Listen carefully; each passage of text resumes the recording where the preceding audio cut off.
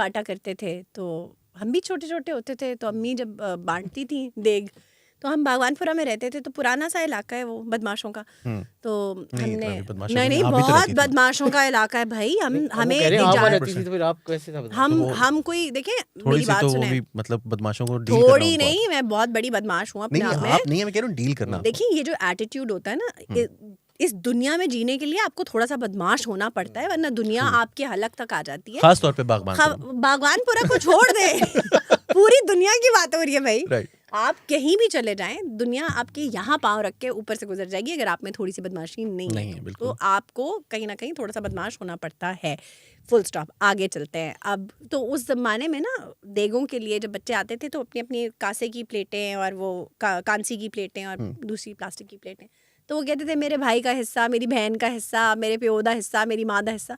तो वो असल में खान साहब ने यही किया था, उन्होंने कहा था ये जो तीतर थे ये मेरे भाई का हिस्सा, ये मेरे बाप का हिस्सा, ये उसके दोस्त का हिस्सा, ये मेरा हिस्सा, ये उसके दोस्त का हिस्सा, ये उसके दोस्त के दोस्त का हिस्सा, ये सारे मेरे तीतर कोई नहीं है। मेरा तो मैंने तो कोई तीतर नहीं मारा। I am one of the तीतर्स एक्चुअली। देखो आयशा, तुम जो है पॉलिटिक्स में आओगी कि नहीं आओगी? मैं पॉलिटिक्स में, हाँ अगर पॉलिटिक्स साफ सुथरी हो जाए किसी ज़माने में जाके तो मैं ज़रूर आ जाऊंगी, लेकिन मैं ये तो फिर वही वाली बात हो गई ना, ना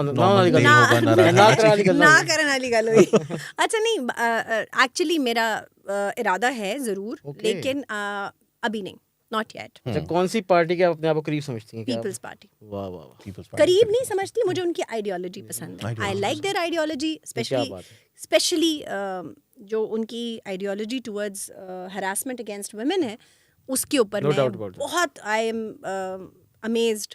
अच्छा, हरासमेंट अगेंस्ट वुमेन की बात हो रही है तो आज एक बड़ा अच्छा फैसला हुआ है जिसके बारे में मैं आपसे भी क्वेश्चन करूंगा। बिल्कुल। आई एम श्योर कि आप दोनों खवातीन को पर्सनली नहीं भी जानती होंगी, तो you will be familiar with their work.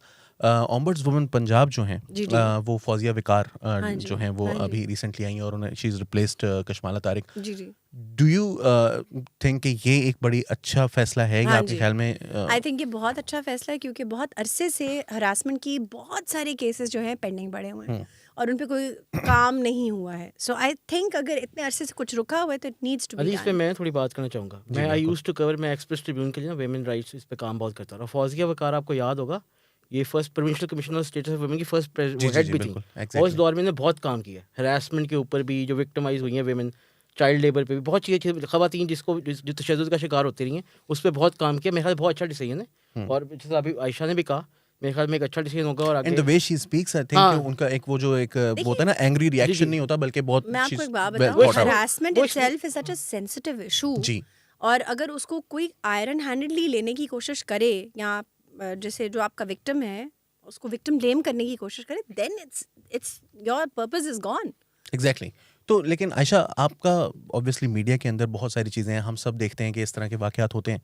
Have you ever personally experience और some case that you would be familiar of, जिसमें हरासमेंट आपने देखी हो and you took them on, और आपने देखा हो कि ये क्या हो रहा है? पहली बात तो ये है कि मैं आपको बताऊं अली कि मीडिया में हरासमेंट बिल्कुल होती है, लेकिन इसमें बहुत बड़ा क्वेश्चन मार्क है। जब आप अपनी when you leave a spot, मैं ये नहीं कह रही कि जिसके साथ हुई है उसके साथ उसने मतलब खुदा न खास्ता उसके साथ डेफिनेटली उसका कसूर नहीं है, but you have to carry your stance on your sleeve. मेरे बारे में एक बहुत स्ट्रॉन्ग स्टांस है इस मार्केट के अंदर कि she will take no bullshit from anyone, never. Right.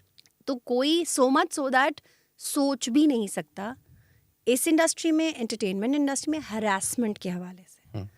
इससे ज़्यादा हरासमेंट आई हैव फेल्ट कि टीचिंग के इंस्टीट्यूशन में होती है जी, क्योंकि उसमें हेड्स ऑफ डिपार्टमेंट होते हैं, उसमें आपके कॉलीग्स होते हैं, उसमें हरासमेंट के चांसेस ज़्यादा होते हैं। पावर डायनामिक बहुत डिफरेंट, पावर डायनामिक्स बिल्कुल डिफरेंट होती है। फिर आप मजबूर होते हैं, बहुत सारी औरतें बेचारी लड़कियां मजबूर हैं, उन्हें नौकरी वो चाहिए ही चाहिए, ठीक है। मतलब हर कोई इस्तीफा तलाक की तरह हाथ में लेके नहीं घूमता कि आपने ज़रा सी कोई बात की तो ये पकड़े जी चलें आप निकलें। ऑब्वियसली ऐसा ही है ना। तो और स्पेशली जब आपने अपने बच्चे पालने हो, आपका खावन कुछ ना करता हो, या आप अपना जहेज बना रही हो, बहुत सारे केसेस में इस तरह होता है, या हस्बैंड ही ना हो, या आप अपना जहेज बना रही हो, तो देन आप यू बाउंड, आपकी मजबूरी है वो नौकरी। और एक चीज़ और है, देखो दुनिया में कोई भी इंसान जो नौकरी कर रहा है ना, उसको ज़रूरत है तो वो कर रहा है, nobody wants कि अपने पीस ना, मतलब nobody wants कि अपना पीसफुल टाइम, अपनी फैमिली के साथ टाइम छोड़ के आप निकलो और जाके 6-7 teaching is a very tough job, 7-8 घंटे का काम है.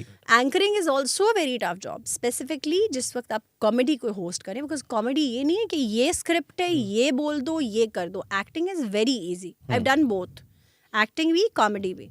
Comedy is way more difficult because लिखी हुई कॉमेडी पे हंसी नहीं आती, ठीक है. और जब आपने कॉमेडी करनी है तो you need to give comedy time. It's like a plant. It needs to grow. You enjoy doing comedy more or acting or serious acting more? देखिए, मुझे सीरियस एक्टिंग के 2 चांसेस मिले हैं. I enjoyed it thoroughly. मुझे comedy भी बहुत, सी I enjoy life. सो हसन, मेरे लिए जिंदगी एवरी सिंगल डे है.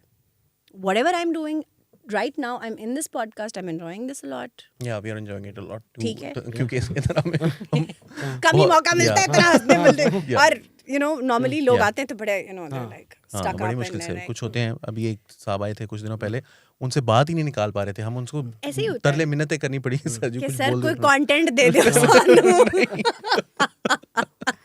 अच्छा, लेकिन अब आपने क्योंकि कॉमेडी शोज को होस्ट किया, काफी सारे कॉमेडियंस के साथ काम किया है, मेरा एक क्वेश्चन है आपसे कि which comedian did you find the funniest? अच्छा, ये मैं नहीं कह सकती क्योंकि हर नाराज हो जाएंगे. नहीं. अच्छा, ये मुझे जिंदगी में किसी चीज की टेंशन नहीं है. कोई नाराज होता है तो भले से हो जाए. मतलब मीर साहब को नाराज कर दिया, आप कैसी बातें कर रहे हैं? मैंने किसी को नाराज नहीं किया.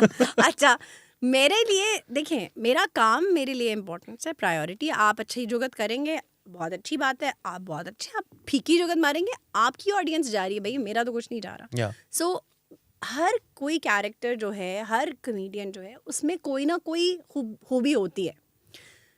जो अच्छी खूबी मैंने देखी है जो कम लोगों में होती है, कि रोज नई जुगत करना, इनोवेशन इन जुगत. पुरानी जुगतों को रिसाइकिल करके मारना, दैट्स लाइक वो कोई बहुत तुर्रम खानी नहीं है, और वो होती है. आप अभी भी जो शोज आपके ऑनर हैं, कोई भी उठा के देख ले, नई जुगत नहीं होती उसमें. सब पुरानी स्टेज शोज के ग्राउंड्स पे जो अभी आपने बताई है, उसमें आपने किसको बेहतर पाया?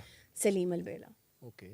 He does. Salim is brilliant. He is brilliant. अगर आप उसको खुला छोड़ दें, खेलने का मौका दें, he does an amazing job. और वो मुस्तकिल बोलता नहीं रहता. He waits for his time, और timing is impeccable. He keeps thinking, formulating, and then he speaks. तो अली को आपने कैसा पाया? As a comedian, as a mimicry artist. Ali को आप एक कैरेक्टर दे दें, उस कैरेक्टर में घुस जाएगा, उसी की तरह खाएगा, उसी की तरह सांस लेगा, उसी की तरह बोलेगा. The moment he's out of that character, he's a different person. He is so different कि आप सोच भी नहीं सकते.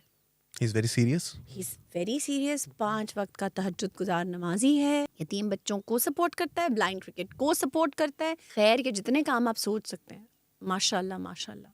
अली हर वक्त हमा वक्त उसमें लगा रहता है. So मैंने उस जैसा इंसान मीडिया में एंड अदरवाइज नहीं देखा. राइट. तो क्योंकि हमारा टाइम जो है वो बिल्कुल it's coming to an end. I think तभी लगा हमें. हाँ, पता भी नहीं लगा. और अभी तो मेरा ख्याल है अब बहुत सारी बातें रह गई हैं. वो तो हम किसी और दिन करेंगे. लेकिन मेरा ख्याल है कि अब हम कोई 4-5 जो आपने रैपिड फायर एक हम आपसे क्वेश्चंस करेंगे. तो मैंने सोचा कि कुछ आपसे जो है वो उस हवाले से भी क्वेश्चन कर ली जाए. तो since you have already answered one कि आप पाकिस्तान पीपल्स पार्टी से इलेक्शन लड़ेंगी, लेकिन now that it's about PPP, Zardari साहब और बिलावल भुट्टो. बिलावल बल्कि आसिफा. ओके, आसिफा. वैसे ऑनेस्टली मैं बताऊं कि she is also my favourite as well. मैं भी आपको बताऊं, जरदारी साहब पॉलिटिकल हायर के तौर पे आसिफा को ही देखते हैं असल. बिल्कुल. अच्छा, इस पे बिलावल फॉरेन मिनिस्टर के तौर पे I think he is the best choice for any country. And Pakistan को जिस तरह से वो डिफेंड करते हैं, इट्स अमेजिंग.